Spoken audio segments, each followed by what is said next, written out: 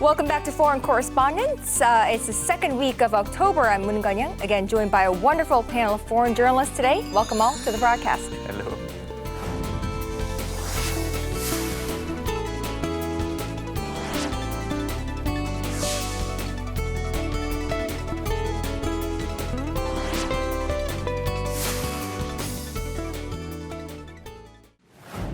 Now, the latest outbreak of the African swine fever, which was confirmed in China in August 2018, has made its way to South Korea.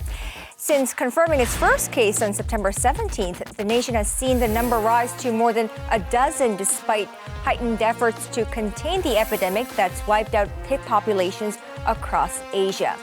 African swine fever outbreak. It's a topic of our discussion on this week's Foreign Correspondents.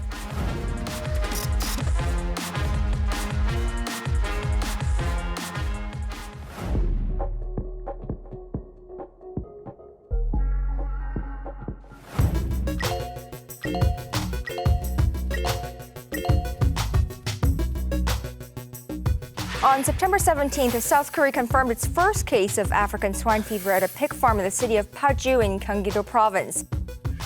2019년 9월 17일 06시 30분 국내 아프리카 돼지열병 발생이 공식 확인되었습니다. 어제 18시 경기도 파주시 소재 양돈 농장에서 어미돼지 5두가 폐사했다는 신고가 있었습니다. So, what do you guys know about African swine fever in general? The first thing I think we should know is that it cannot be transmitted to human, but it's highly contagious for pigs. The mortality rate is up to 100%. Right. Pigs die in less than a week. And the problem is there is no cure, no vaccine. That's the biggest problem. So the only solution to try to eradicate the disease is to kill all the pigs in infected farms. And also, I think it's interesting to point out that it's like very resilient. It will survive like very cold temperatures. That's why it's so contagious. And also like vectors that can be act in the contagious process. It could be food. There's this tick. There's a lot of possibilities. Right, so wild boars have been identified as a potential cause, prompting the South Korean government to strengthen the management of these animals. 아프리카 돼지열병 주요 전파 요인에 대한 관리도 강화하겠습니다. 환경부 등 관계부처와 협력하여 접경지역 14개 시군의 야생 멧돼지 개체 수 조절도 실시하겠습니다. Do you believe South Korean government measures to control the wild boar population is necessary? Yeah, this is exactly what's happening right now in France, actually. In Belgium, our neighbor, there is a lot of the disease is spreading. And France is very worried because so far we are safe and our pig industry is big, not as big as Spain, but still, and our farmers are really exporting much more to China. The export to China jumped this year. So they're trying all they can to prevent the disease to come from Belgium. And what they did, they built a fence, a 120-kilometer fence at the border between Belgium and France sent the army to kill the wild boars to prevent the disease. So I think, this is the right measure to like going after the wild boars population. Wild boars is a key vector in this disease. So, of course, I mean, in Spain, there's already a protocol. Spain is clean for the moment, like there is France, but they Belgium. already have a operation framework. They have to test in at least like 1,200 farms every 6 months. Wild boars are getting tested, and of course, in cases that have happened before, wild boars have to been put down as well, of course. 우려했던 대로 북한에서 아프리카 돼지열병이 발생을 했습니다. 북한에서 발생이 됐기 때문에 현 상황을 매우 엄중하게 인식하고 아주 치밀하게 대응을 해야 됩니다. The South Korean military has given the green light to its military to shoot down any wild boar seen in its visibility in the DMZ area. Now, do you believe inter-Korean cooperation is needed to combat the ASF outbreak? Well, of course. And the fact that North Korea refused to even answer all these calls by South Korea to cooperate on this issue, I think North Korea has a huge responsibility in this. I mean, South Korea wanted to help. South Korea wanted to share with North Korea its know-how. Maybe they could have helped financially. I mean, there is so many things that could have been done, and that nothing happened because Pyongyang just refused to answer. I totally agree. In this case, information sharing, I think, is key. Trying to standardize protocols across borders is super important. Although the one detected around Yeoncheon, right?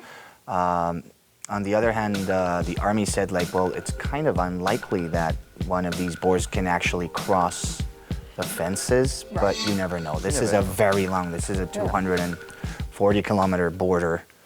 So, of course, it's impossible. Yeah, it's impossible to control where these animals are. So if such joint efforts were to take place, how should they be conducted? I mean, you can imagine, I'm not sending like Thorskren experts to the north to visit the farm, to maybe give some materials to do some tests. I mean, once again, the only solution to eradicate the disease is to kill all the farm. But I'm pretty sure in North Korea, like, people are really poor. I'm sure they don't want to kill their pigs. So maybe helping financially, saying, okay, we will kill all the pigs around, like in these 3 kilometers around this farm, but we will help you financially. I mean, these kind of things could really have helped. Disinfection protocols, all of that. And products. Yeah, but that's the thing, as you pointed out, pork is luxury in North Korea. So, of course, I think most of the people there were unwilling to cull their pigs, even if they were healthy, right? Yeah.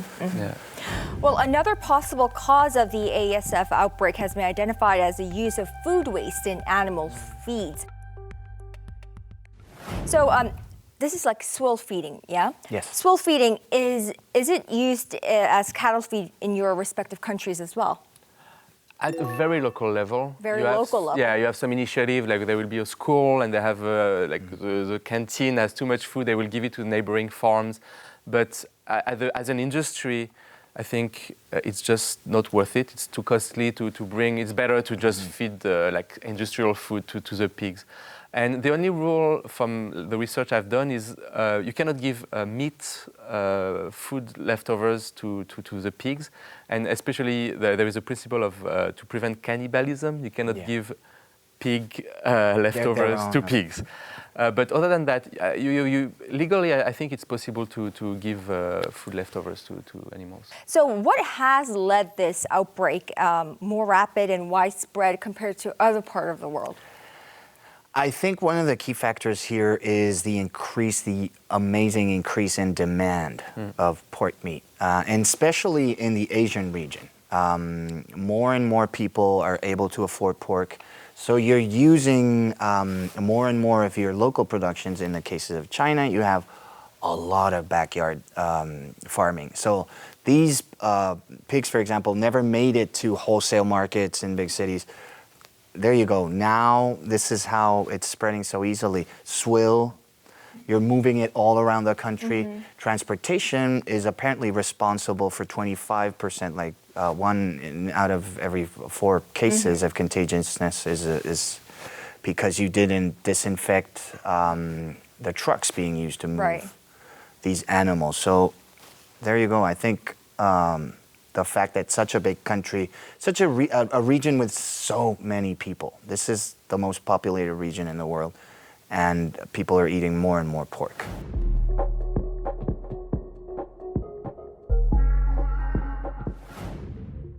The issue of compensation has also come into the spotlight.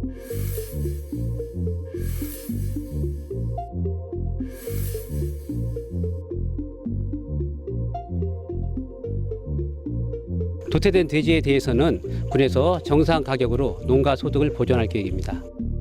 In the case of ASF, the South Korean government provides compensation that's equivalent to 80% of the market value of pigs as of the day of the culling. The compensation, how are they handled in your respective countries? In the U.S., the law says that the farmers are supposed to recover the market value of the animal. And I'm curious to see how they calculate market value if animals are potentially sick. Like, are farmers potentially losing the return on their investment for having these animals. And in general, in the US farming industry, most farmers these days are poor. They're heavily in debt to take on their livestock in the first place. So it's a pretty dicey situation. I know in 2015, we had a huge avian flu outbreak. So, millions of chickens were culled, and the United States government gave up, I think, around 191 million to farmers. And there was criticism because really, if you calculate for the total loss, that's actually only a portion of what the farming industry has suffered. So how the regulations work on a day-to-day level, I don't know. But supposedly, they're supposed to recover the market value of these animals. And the idea behind that is that then they would be incentivized to report if their animals are sick, right? I think it's 100%, and I think it's fair. 100? I think that you pay for the value of your pig because sometimes you're not even responsible. Maybe you just follow you took care well of your farm, you follow the rules, but your neighbors did not, and your neighbors are the one who are infected, and why should you be punished because your neighbors? So I think that would help to spread the disease. So is it 100% covered in France? I think there must be, like, the insurance company must take some part, and then the state. The state, and also once again EU funds.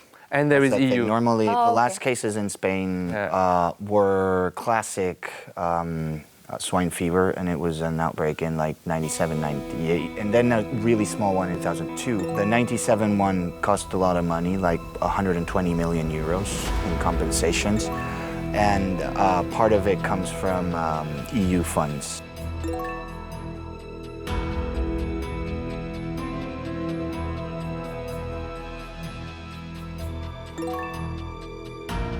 But a big chunk of it is public money somehow.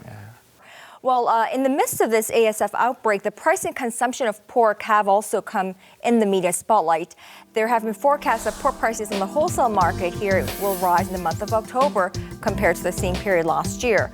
Pork consumption has also reportedly fallen over public health concerns. Now, in your forecast, how will this ASF outbreak affect pork prices and consumption? Price increase due to the culling of pigs, obviously.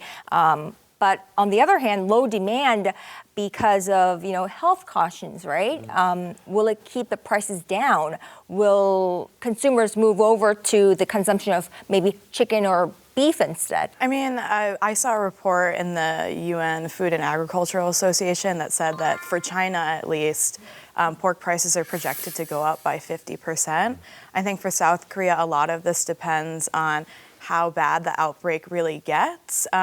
Right now, I think about a third of pork in South Korea is actually imported, and the United States and Canada is kind of swooping in on this market opportunity. So it's really hard to tell, but if the trend continues and this does become a more rampant problem in Korea, absolutely, we can expect it to drive up the price of pork. Maybe the demand for pork will go down, as you mentioned, although, again, this isn't really a virus that can be spread to people as of right now. We already, actually, you're right, and we already see a slight increase in South Korea. I read some reports saying that the retail price increased by around 8% since the outbreak started, and the wholesale price increased by 20%. Right. So if that continues, I don't see why price should not increase as it's already happening in other countries. I mean, in the Spanish case, Spain probably has is the country that has benefited more of this virus so far. They've been the biggest seller to China. Spain is already the third biggest exporter in the world after China and the U.S. of pork meat and products. And the price has actually skyrocketed during this year. But then again, that's a thing. Demand going to weaken and maybe soften prices, maybe. Who knows? I mean, in China, apparently, it's going to generate what they call a protein deficit. So you're going to have to cover it with other products. I guess chicken and eggs mainly because they're much cheaper than beef. But yeah, we'll see. We'll have to see about that. Well, the market for pork has also been shaken to its foundation following this global outbreak of African swine fever. Pork prices in China, which is, yes, the world's largest pork consumer, has affected global prices as well. What impact will ASF have on the global food market? Do you think it will have an impact? I mean, we already see an increase in the pork price. Now, European producers are taking advantage of what's happening. Like the last figure I got, In 2018, they exported to China 1.8 million tons of pigs. And this year, the estimated amount is 2.6 million tons. So it's a huge increase. And I think we will see that more and more. I mean, I don't believe much that the consumption will decrease. I think the demand will stay more or less the same, and then we'll just see the price of pork increase. But it will, affect, I think, domestic prices of pork. And another very interesting thing is how the soy market, for example, might be affected with this, because Brazil, Paraguay, Argentina, they depend hugely on soy production and Chinese demand. So. Right, and I think some experts have put their finger on about a quarter of the entire pig population will be gone by this year's end because of this. So, there will be an impact on the market as well. Now, what was the impact on pork prices in the case of Spain and Portugal when there were outbreaks there? Back in the day, of course, they were terrible. Prices skyrocketed. And I remember, like, for example, the last bad case was in 97, 98. Like more than 1 million pigs had to go back in the day. And I remember, like, in the wholesale markets, farmers would hold like big protests that turned out to be violent because I mean they were asking for subsidies, all kinds of help from the government, and meat prices skyrocketed back then. Well, some observers say that the U.S.-China trade war may have had the unintended side effect of worsening the ASF outbreak in China. China began levying higher tariffs on U.S. pork imports last March when a trade spat erupted between Washington and Beijing. China subsequently bought more pork from Russia to plug in that shortage. Some experts say that the ASF may have arrived in China through these Russian pork imports. What are your thoughts on that notion that the U.S.-China trade war may have played a hand in causing this ASF outbreak in China? I think it's possible. I don't buy it. No? It would happen sooner or later. Maybe that accelerated a little bit the process, but come on, look at the sanitary condition in China. No, of course. But the origin of the first infection may have been Russian imports. Here's the thing. Yeah, but there was Russian import before this tariff increase, so it would But this Georgia case was in 2007. Since then, the African swine fever has spread among Eastern European and Russian countries, but very slowly. But it's funny that suddenly when China increases imports of Russian products, bang, there you go. Well, I think the basis of this argument, whether it's true or not, I don't discard it. Yeah, I mean, I don't really know where it came from. I think it's a political argument, right? But at the same time, I think the basis for this argument is, I believe there was a study done in China recently that basically found that the strain of the outbreak that they're seeing is very similar to the strain in Russia. So they're closely related. Whether or not that actually means that the U.S.-China trade war caused this, or if this was just a natural, dissemination of disease, I don't really know. I do think that it's an inherently political narrative to say that the U.S.-China trade war caused this outbreak, which is in turn hurting South Korea, which it has been economically anyway, right? But in theory, it's possible.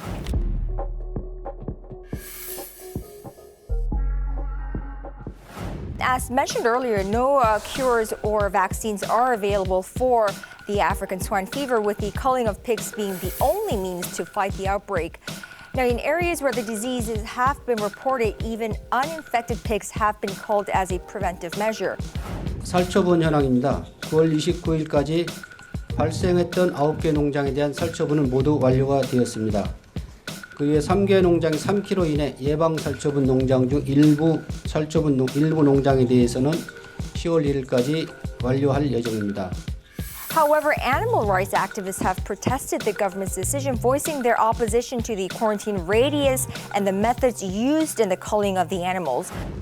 Now, does any of your country also cull uninfected animals to prevent measures, as preventive measures in the case of farms of a disease outbreak? So if so, how are these animals culled? The United States, I know, under one of our pieces of legislation that deals with how livestock should be culled, gassing animals en masse is technically allowed. And so I do feel like some of the criticism, if that is the standard practice, might be worth exploring, just because there might be more humane ways of doing this. Certainly the conversation around slaughtering thousands of sentient beings as a precaution is going to be a loaded, controversial subject anyway among animal rights groups. But I do think there is something to explore there if these creatures are being buried alive en masse.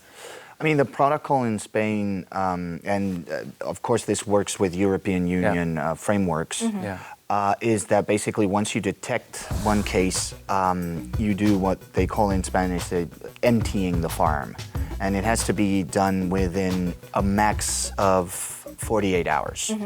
You have to kill the animals on site, and you use a primary system and a secondary one. The primary is basically electrocution. If that, I mean, it stuns the animal, but if the animal is still alive, then you have to actually use rounds and shoot the animals. But they have to be dead before you bury them. And actually, when you bury them, there's a series of very strict rules that you have to follow. It has to be within a certain distance of water sources, the depth of the pit, and then, for example, when the cranes start filling the pit with animals, you kind of like make a one layer, and you forcibly have to use quicklime on every layer of animals and then cover it then. So do you think, with the pork prices skyrocketing, or perhaps with, health concerns related to pork meat, do you think more consumers will be discouraged to eating pork, eating meat? Maybe they'll turn vegetarian? I think it's a very good chance for people to think how we're eating and how we're consuming and how we're using animals, and how, back in the day, people didn't think this much about animal rights, but nowadays, now the demand has become so huge, and it's just going to get bigger. Maybe a good chance at least to balance your diet. So African swine fever is no longer a disease that's limited to the region of its namesake, but rather a global concern that must be addressed jointly by the international community, with the disease now having spread to 50 countries and counting. What are the most concerning aspects of ASF in your view? I mean, what must be done by the international community together to temper these worries? I think something that, and it's not only linked, it's not only about the swine flu. We call it Africa swine flu because it started in Africa. The reason why there is no vaccine is because there is no incentive at the time to do research, R&D, and to find a vaccine, because the farmers are really poor, and the big pharmaceutical company had no reason to try to find a vaccine for them. Right. And so and as many international crises, that show the failing of our international health system. In that, from the very beginning, we should have cared about these poor farmers. That even though they cannot buy the vaccine, we should have tried to help them and develop something, a cure or anything. And now we're paying the price of our lack of interest, of lack of sympathy, maybe, for these poor farmers. And it's not only the case it's the case for many human diseases too, where it started in an area where there is no interest for big pharmaceutical company to develop any vaccine or cure. And this pattern will reproduce again and again and again because we don't learn the lessons of this type of lesson. It's all about profit making.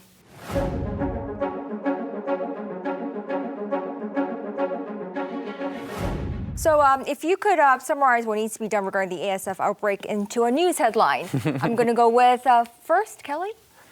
I would probably say ASF outbreak needs international cooperation, for sure. So Andreas, if you were to summarize this into a headline. I would go as well for international cooperation needed to stop ASF and future outbreaks. Yeah, I would steal your headline, guys. I would say swine fever, a global issue that requires international cooperation. I think that's the key point. So I think we have a consensus today Yes. that Today it's pretty clear. yes, joint efforts in combating ASF, right? Well, that wraps up our discussion on the African swine fever outbreak, which has affected not only Korea but countries all across the globe, leaving behind severe repercussions. We'll be back next week for more analysis on the latest issues making headlines, so do not forget to tune in then. Thank you for watching and goodbye.